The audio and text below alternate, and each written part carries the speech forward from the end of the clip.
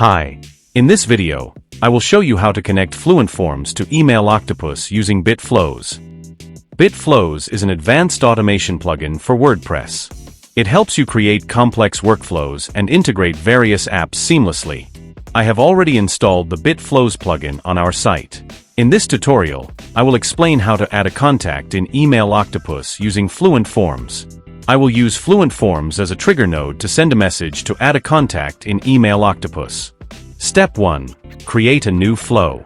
First, navigate to the Flows page.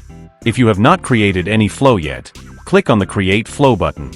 Enter a name for your flow, and then click on the Create button. Once you have successfully created a new flow, it will be displayed like this. Step 2. Add Fluent Forms as a trigger.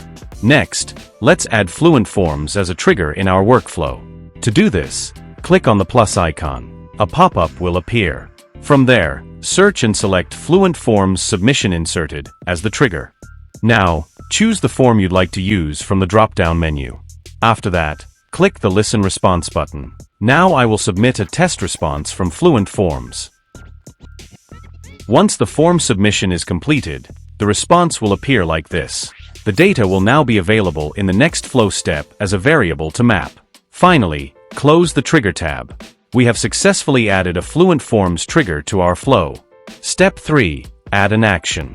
Now, I will add Email Octopus as an action in the workflow. Click the plus icon again, then search and select Email Octopus, Add Contact as the action from the pop-up. Next, select an Email Octopus connection from the drop-down menu. If you don't have any existing connection or want to create a new one, simply click the Add Connection button. Here, write a name for your connection.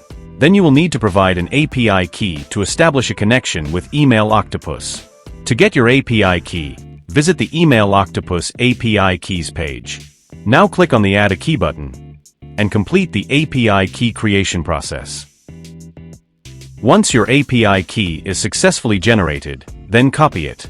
Now, return to the BitFlows builder and paste the API key into the value field.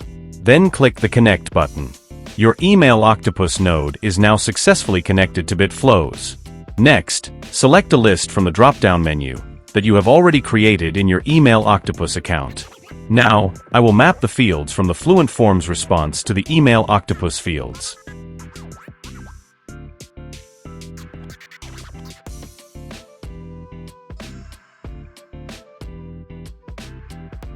You can also add tags from the drop-down options.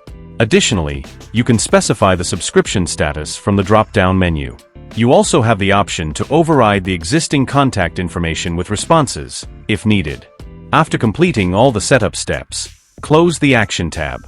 Step 4. Run a final test.